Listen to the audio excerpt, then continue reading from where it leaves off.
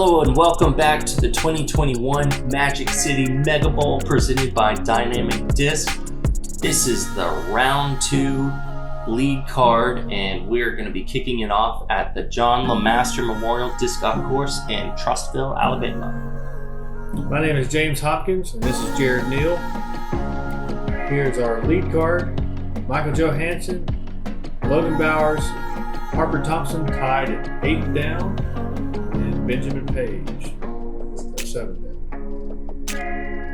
All right, so here we have hole 1. This is the start-off hole, 400 feet. Beyond the basket, it kind of slopes down. There's a creek back there. However, the sidewalk right in front actually acts as a creek. So you don't want to land in the sidewalk anywhere else besides that in the actual water, and you should be safe. As you can tell, we are in the rain today. Yeah, today is going to be a raining round. The entire round was pretty soaking wet, and You want to stay on the sidewalk? MJ just squeaking by in the inbounds right there. We have Logan Bowers on the tee.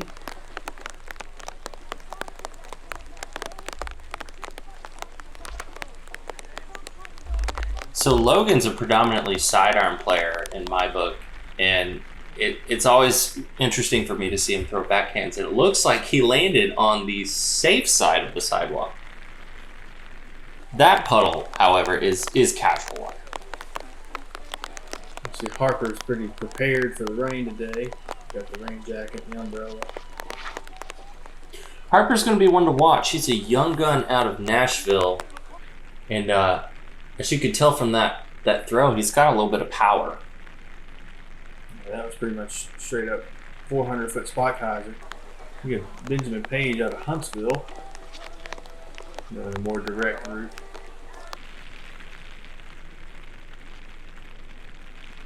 So this is a typical play I would see out of Ben. He's not the furthest thrower, but he's pretty smooth and pretty consistent on his shot. So Ben, knowing that going for the pin is probably not the best thing for him to do in the rain right off this tee, is actually laid it up a little short. It should be really easy for him to have a routine layup putt, or maybe even give it a far run.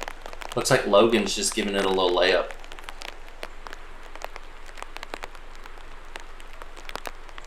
It was actually a really good run from Ben there. He was lucky he was throwing a Nova. Those things stick when they hit the ground. A good opportunity. Oh, there goes the umbrella. We did have a little bit of wind on this Saturday here.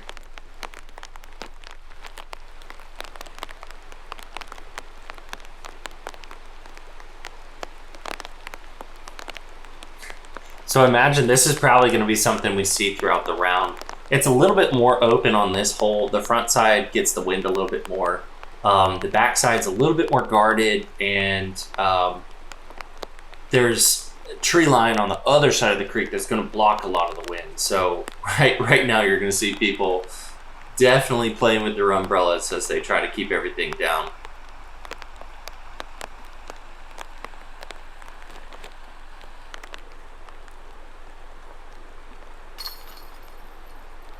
It looks like this is just going to be an easy par cleanup hole for everybody.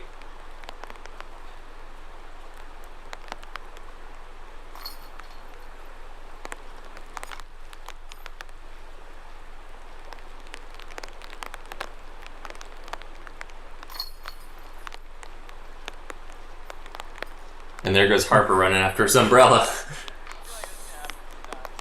See, they're probably joking about it right there. You see them smiling and laughing at each other.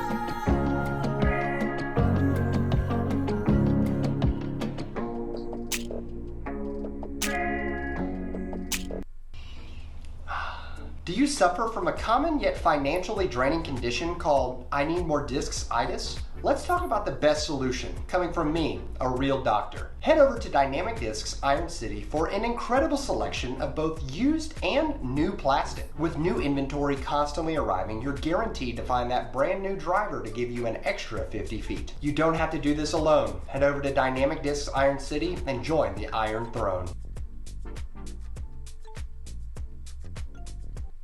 So here we have hole 2. The distance is 250 feet.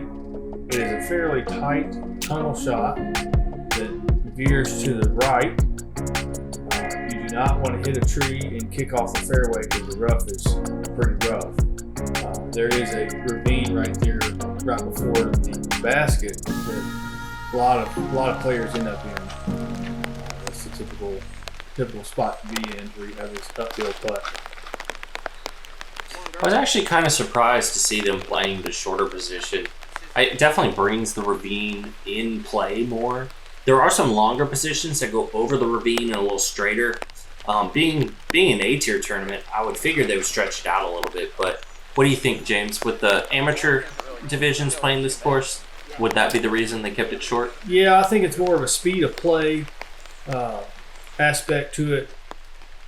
Typically, because most people are going to try to get to that basket, because I think it's only around 330 or 340. But it takes a very specific shot to get there to the longer pin. And this pin still gives you a good scoring variance on the hole. Looks like Harper's hit right in that side of that ravine, probably jumped down.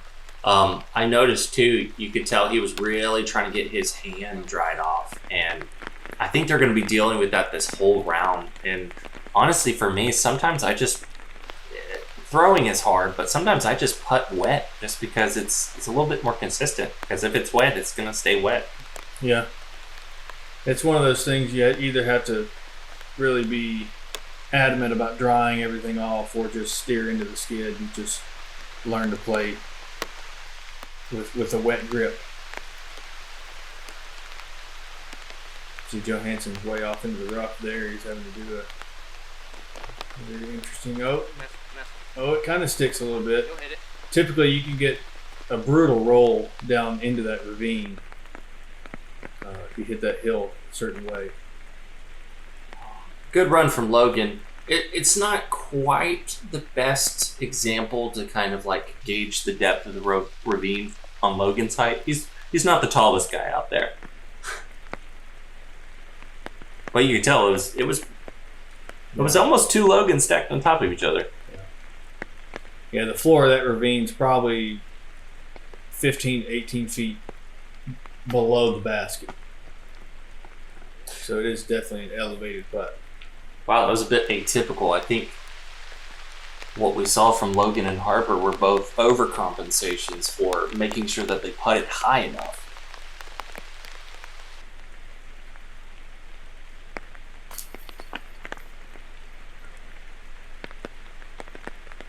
Honestly, that's typical for this style of basket. If you hit the weaker side, it doesn't seem to want to stay. Ben making good on a birdie putt there. Yeah, these Mach 5s can be, you have to hit them right in the middle, and sometimes you can even still spit out on these Mach 5s. They tend to take a certain putt. Hopefully we don't see any bad spit outs this round, but I wouldn't be surprised if we saw one or two. Yeah, especially since they're wet as well. Yeah.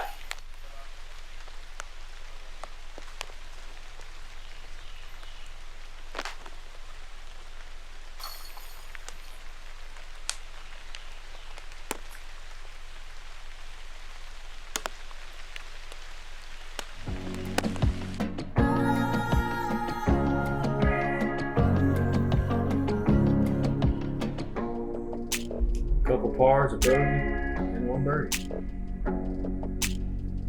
Here we have hole 3. There's 3 positions on this pin as well, on this hole as well. You have this straight pin, you have a right pin, and then we are actually playing to the left. So it goes out there probably 220 feet and then curves to the left. I think this is the best pin placement for this hole, to be honest. I mean, the straight ahead is an ace run, but as you see what happened to Ben, I think that's the reason why the left position is the best. Instead of throwing a straight shot and let it just kind of fade over, it coaxes you into wanting to throw this cheap corner shot, which looks like Logan's done it pretty well. But the only problem is if you get a little bit too left or right, you smack one of those trees and you're straight in the woods. Yeah. And in the woods, left or right on this hole is not what you want. No, it's better to pitch out rather than try to force your way, even on a sub 250 hole. Harper showing off a little bit of that power there. That was probably a putter that goes 60 feet long in the basket.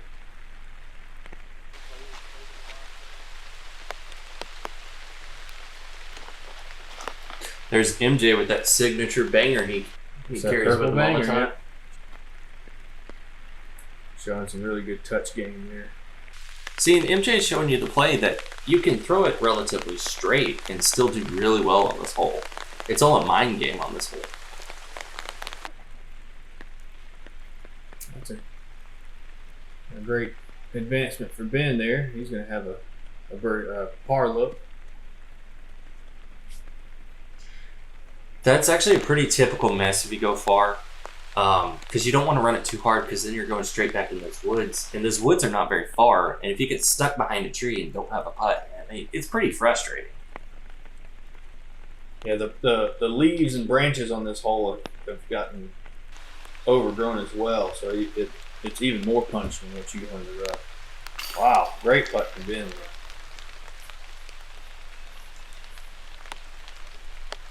With hitting so early, I mean, that's a pretty easy sigh of relief right there. Yeah, that's what I was looking at. Large tree in the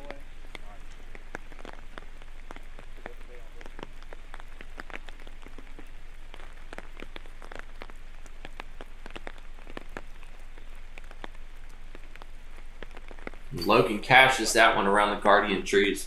Another great feature to this hole is that just those 3 guardian trees that really get in the way of your disc actually like bailing out into the proper place. Really well placed pin. It makes you make a putt. Good cleanup for Harper. And nice and routine for MJ.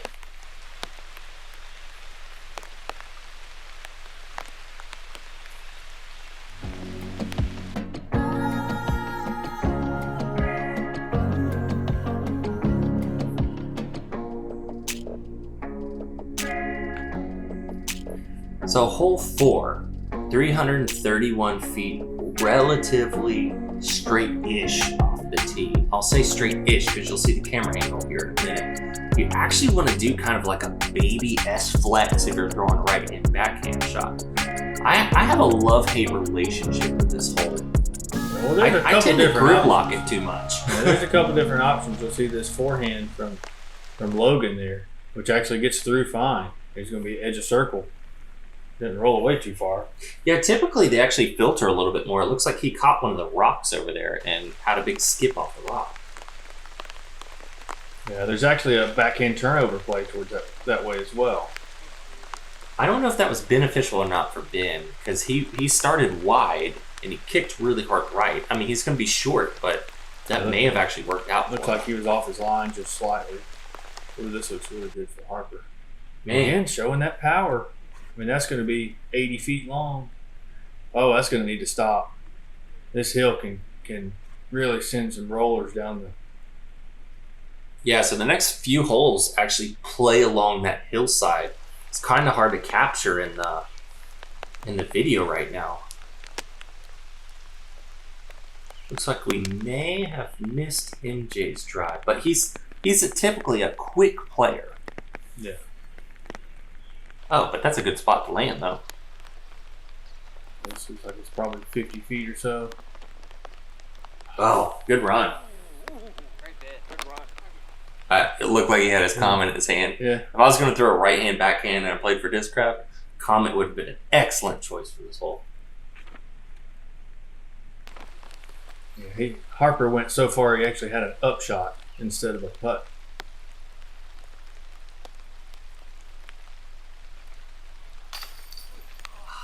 I think that one was a little left, but it's just the basket kind of showing its teeth there.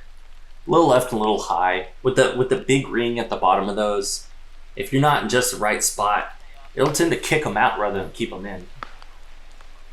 Oh, Ben was frustrated at He that. was not happy with that shot. He knew that was low right out of his hand.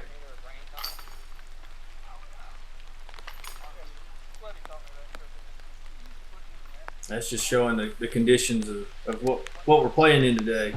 Typically, you'll see 1, 2, 3 birdies on this hole. Yeah, and for the way Ben putts, I mean, the putt he just missed is normally he's going to make that every time. Dynamic Discs Iron City, home of Alabama's largest retail disc golf selection. With an amazing trade-in program, you can get all the help you need towards all of your disc and accessory needs. Be sure to check out Dynamic Discs Iron City both in person and online.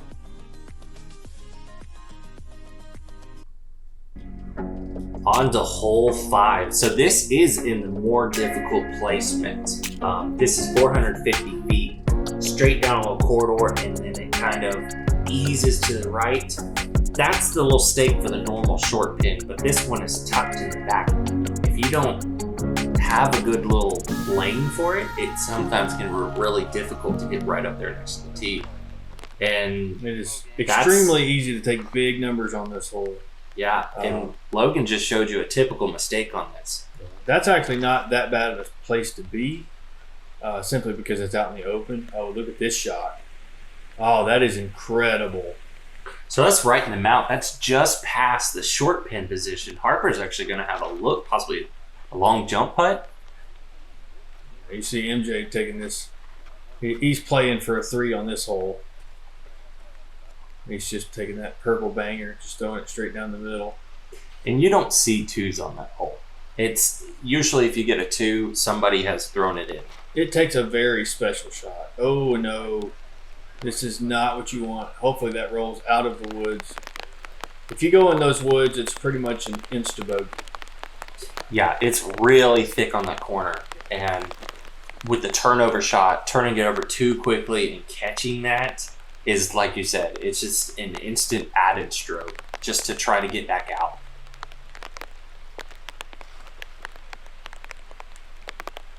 Oh my gosh. Logan just absolutely puring the gap. And Logan's one of the few people that you'll see, that disc he just threw, that's one of his Champion Classic rocks. And he throws that disc so well. But definitely one of the few people you'll see out at tournaments across the country that throws that classic rock.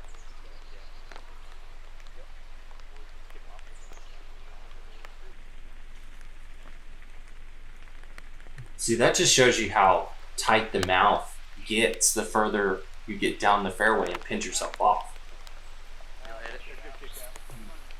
So James, what did you end up doing on this hole? I typically throw a forehand off the tee. And then just try to be kind of down there to where I have just a simple putter up shot. There, Ben went getting that bogey you were talking about. Yeah, because he actually was on the edge and not all the way in there. Yeah. So, and you can really get in some danger once you get in there. So that the greenery right behind the basket you see there, it's actually open right behind that. So like when I threw my drive, I actually threw it long and went on the backside, went around everything, and had to basically try to throw an elevator shot up and over that. Mm-hmm.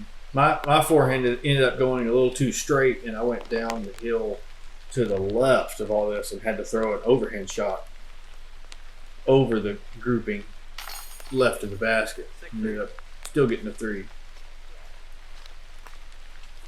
That's a pretty good play from Logan. Even hitting an early tree, he was able to get that straight in the mouth and just dropping an easy putt. Looks like Harper probably played it the easiest out of everybody. Oh yeah. Have a chance for the 2, but drop in the 3. It really pays to be in the open on that hole off the tee.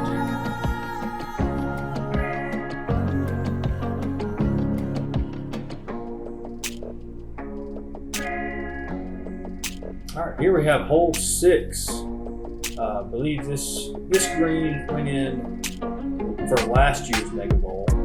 Tim Keith does all the work out here. He works for the Parks and Rec. He's one of our Masters players around Birmingham. But he put in all these rocks and really built up a great island green here. It's 250 feet away. If you don't make the island green, you do go to a drop zone, which is right around 40 feet. Yeah, just outside of circle 1 for the drop zone. And for as short as this hole, this island starts to get real small when you misthrow it. Yeah, these trees on the right, it's a creek right to the right of that. They didn't used to be that tall, and now they are. It's you really can't take your low hyzer line. See, Harper's going the high hyzer. They're making the eye really easy, kind of. Ooh. So Harper got pretty fortunate on that. I've seen plenty of people jump straight out of the island after doing either the high shot like that, forehand or backhand. It looks like, ooh, MJ's good to go.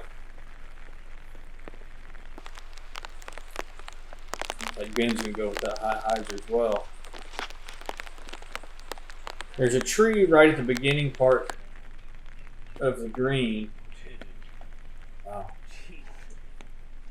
That can really affect the hyzer line. You really have to really miss that one tree.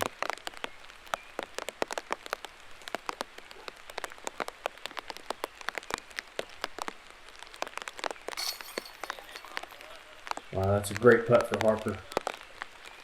Sometimes it's a nerve-wracking putt too, because most of the green is inside the circle. There are a couple spots that are outside the circle, but sometimes when you go for it too hard, in Ben's case, just like that, if you ramp it off, you could actually ramp out of the island. That's true. That's true.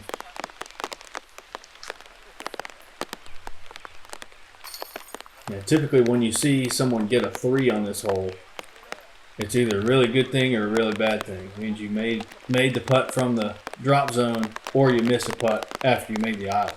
Yeah, missing a putt for your 2 on this hole is definitely frustrating. Yeah, for the most part, it's the size of the circle. There you go. He makes good on the par there. He's disappointed with that one.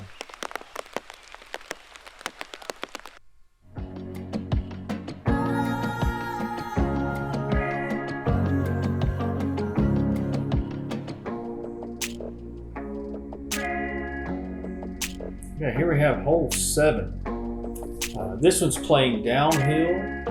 There are three different gaps to take on this hole. The drone's flying straight down the middle, which is a really straight shot. It's 288 feet, but it does not play that far.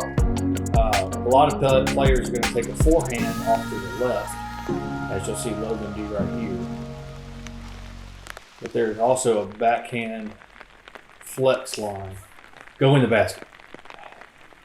There's actually a soft hyzer line as well. The only thing you have to contend with is there's a tree kind of on the right-hand side, and you have to go to the left-hand side of that tree to hit the hyzer line. But it's pretty typical to see a wide range of players throwing putters and mid-ranges on this hole.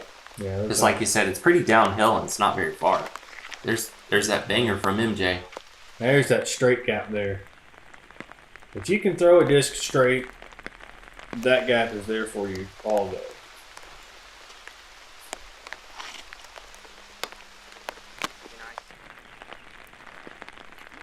And what you can see with the And there's an OB path at the bottom. So with the forehand is it does, if you saw it off a little early, it does skip and then roll OB. So we're going to see that path come into play quite a few times on this course. That's a greenway path that runs pretty much the entire length of the course. It's actually pretty popular, so we have to watch out for a lot of pedestrians. Well, maybe not in the rain, but typically on any given day, you're going to have all kinds of walkers around here.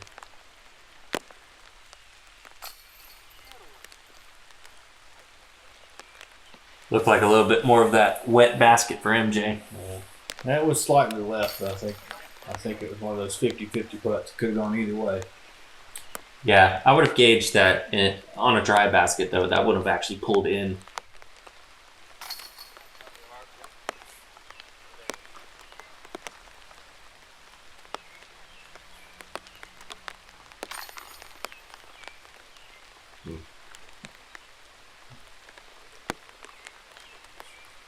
And anytime you're going out of bounds on this course, you are losing strokes for sure. Oh, definitely. The OB strokes on this course will definitely pile up on you. Most of these holes are able to get 2s on, so you're definitely losing a stroke.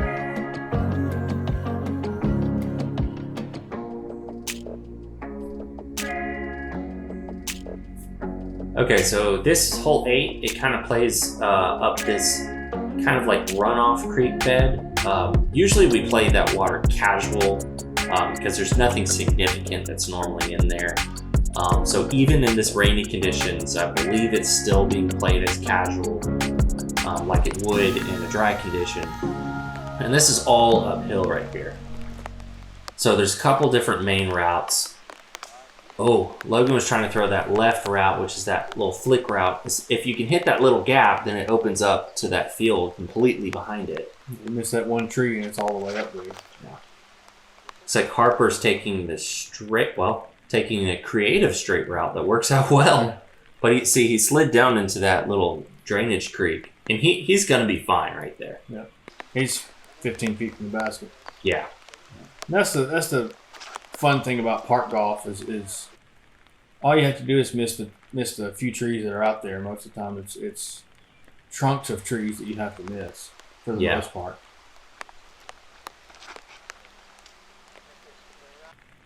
Then following Harper's line there, you're going to be in a very similar situation.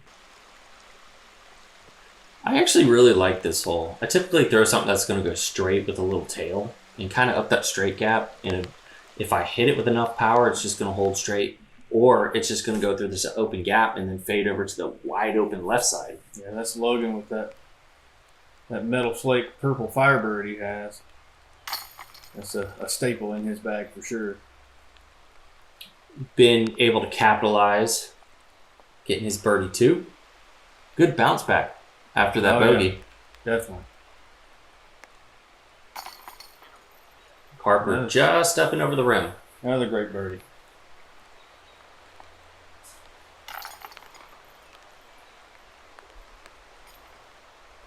That's one thing that's great about this course is you have to execute the shots, but once you do get rewarded for them. Yeah, most of these holes are pretty rewarding for a good shot.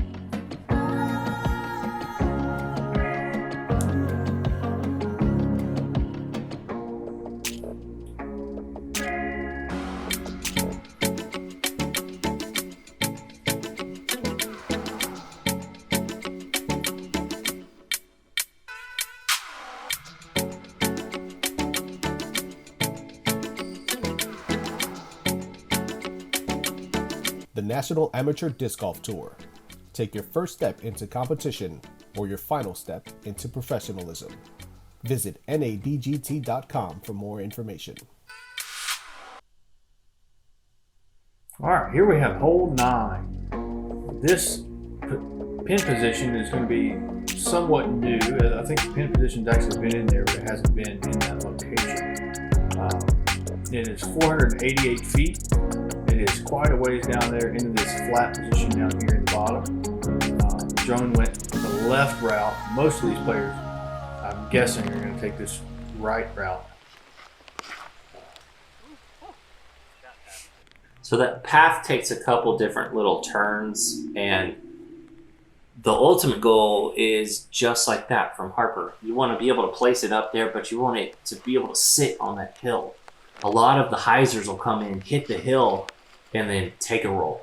And you can see there's a little bit of a kind of a fitness or playground area down there. And that's a pretty fortunate roll.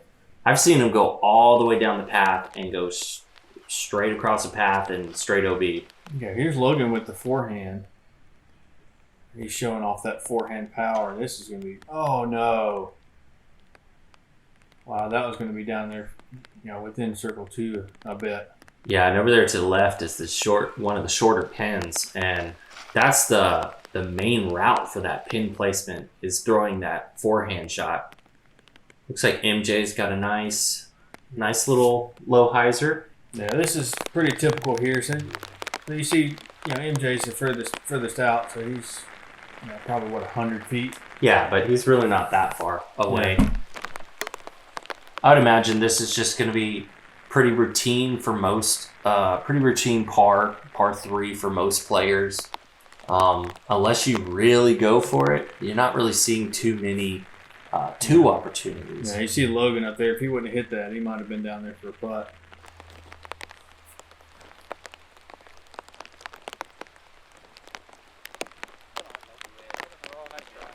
It's a tricky hole too, because like I think the best shot at getting to 2 is throwing a hyzer flip flat. But the only thing is you don't want it to turn over and then start heading towards that path. Yeah, and there's that one pine tree out there that if you get it high enough, you do hit some branches. Yeah. You can definitely get the reward for the risk, though.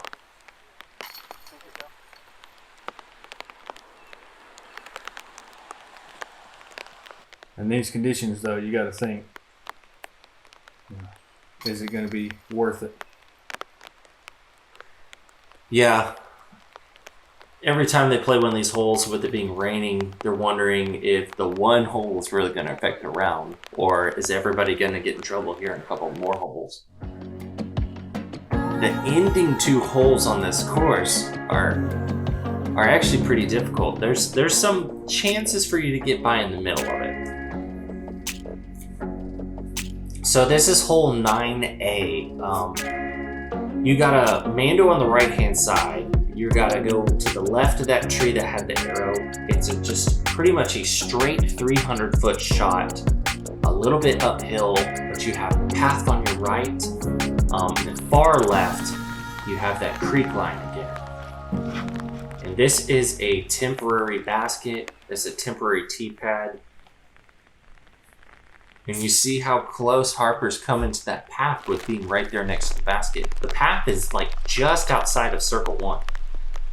Yeah, we had one player go out of bounds on this one, throwing a forehand. We also had another player actually hit the Mando tree and kick way left over into actually 10's fairway. So there is Logan Bowers with that classic rock again. Perfect draw, right to the basket.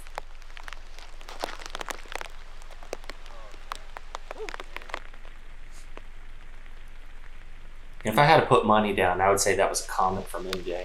Definitely a comment. There's a putt.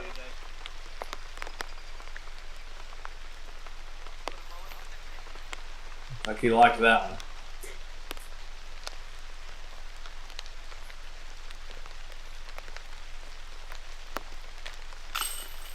Oh yeah. Do I dare say that this will be a star frame? I mean, it's looking pretty favorable. If we weren't playing on Mach 5s, I would go ahead and call it. And the rain too.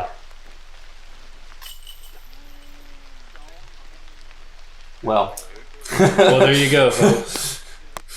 Yeah, I think I would agree with you. If it wasn't a wet condition on a Mach 5 style I believe basket, this one's actually a chain star. Yeah. Very similar catching styles. To be honest, I did the exact same thing Harper did. Just, except for I was a little bit more centered and just had it spit out sideways.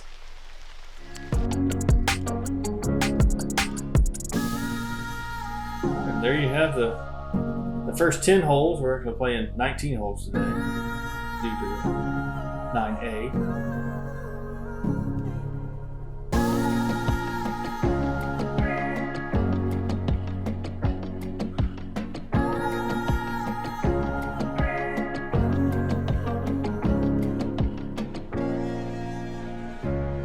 All right, here's a blooper reel.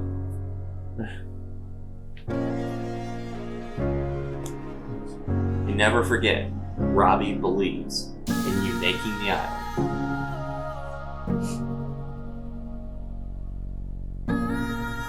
It's just some of the incredible shots from the round.